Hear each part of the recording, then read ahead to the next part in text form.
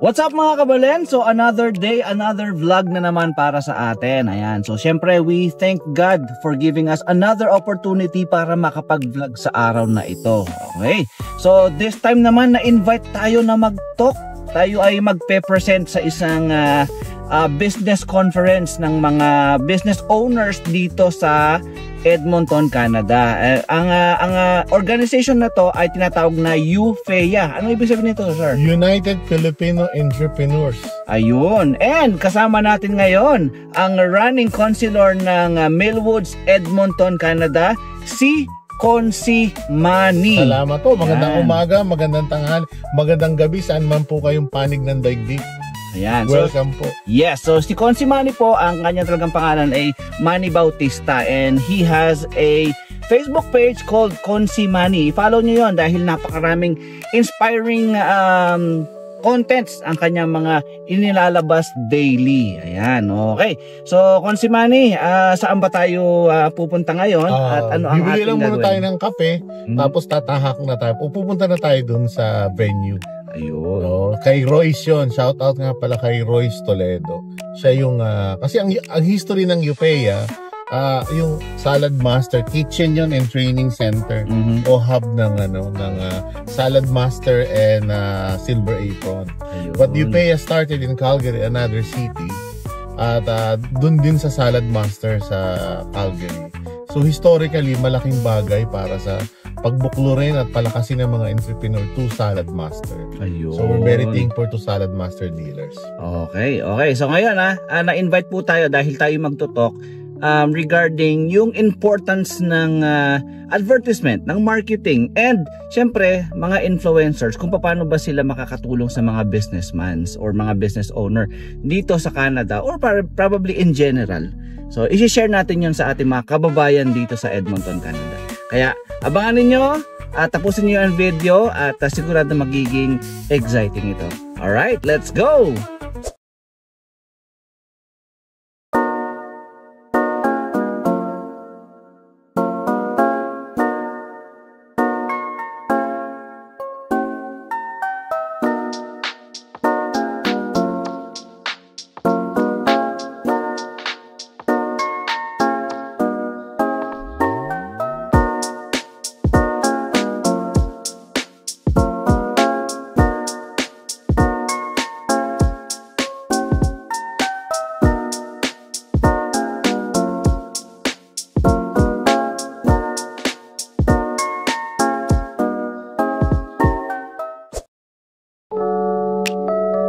Alright, so we are here now at the venue dito sa gaganaping parang meet or seminar ng United Filipinos Entrepreneur Association or UFEA. Ayan, so we're na-invite tayong mag-talk at mag-present ng kahalagahan ng pag-a-ads or pag-a-advertisement sa mga social media, and kung gaano kahalaga ang partisipasyon ng mga influencers sa mga business owners. Ayan. So here is the building.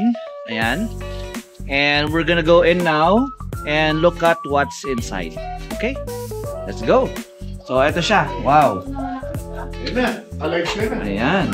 Ito na. So we're here now inside the room. And syempre, we have Consi in the house. Ayan, Consi Manny and Miss... The first Miss Pangasinan in Edmonton. Miss Lorna, right? Ayan, Miss Lorna. Ganda, di ba? Bye. Dalaga pa yan. Yeah. Okay, and also... Dalaga pa yan, MJ. We have... Ito. Ang makakasama natin dito, ayan, si Miss Marie Jo. Magandang hapon sa inyo, kabayan. Hello! Miss Marie Jo, and ito si Ma'am... Royce. Ma'am Royce. Royce Ayan. So siya ang parang, how do you say this? Distributor or owner ng...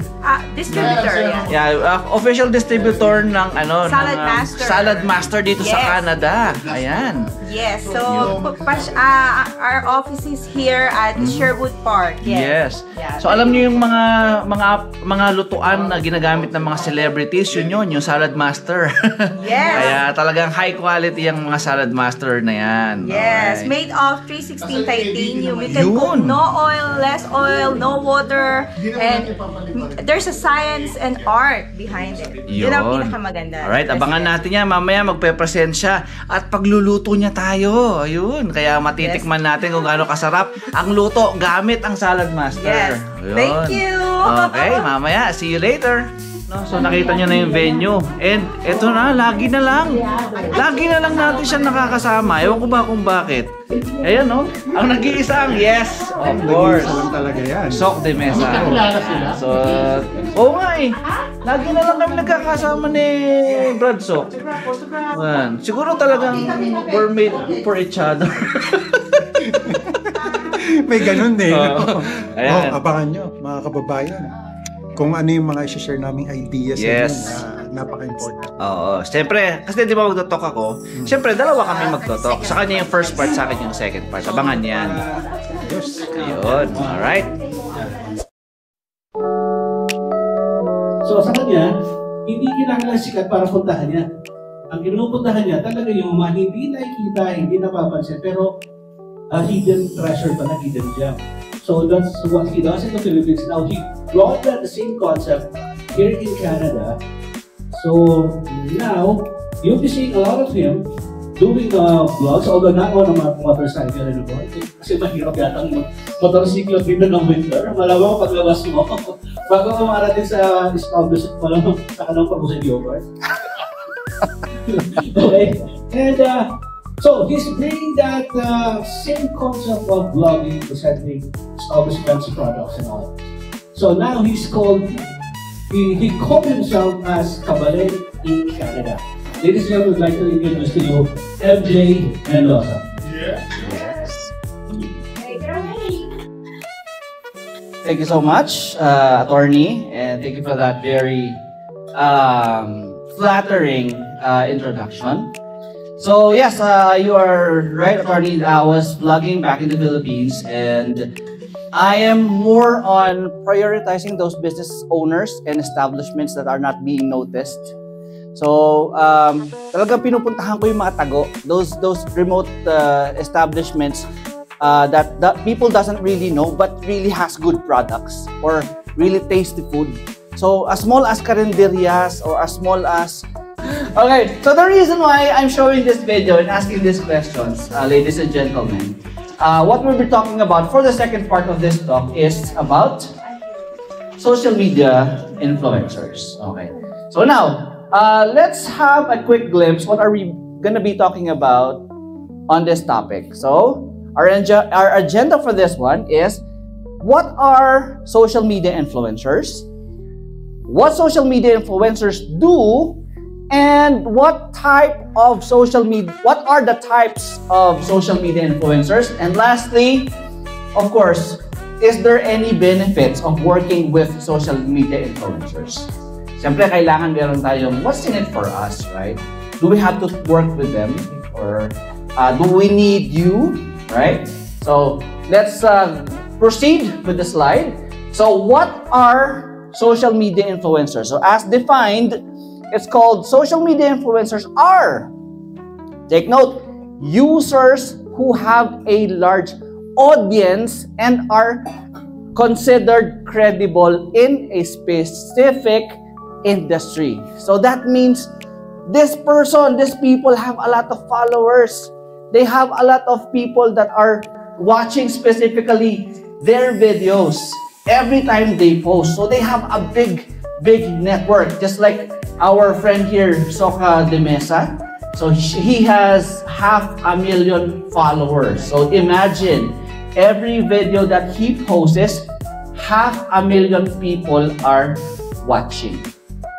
Next is cost effectiveness. Bakit cost effectiveness? Kasi nga, we have different types of influencers.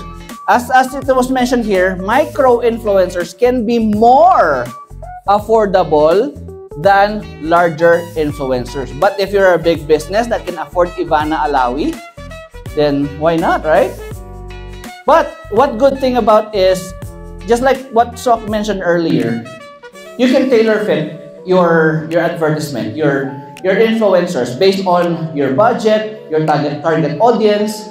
So if you're working on a small area like Edmonton only, not really Alberta, so a micro influencer will be enough if she or he is really popular on that area and known for its credibility, right? And its cost-effective contents and reliable quality contents. So that are the benefits you will get from getting an influencers do your business. Make sense, everyone? Okay, do we agree that influencers are really good for your business? All right, thank you very much. And now, you have just influenced us. Really?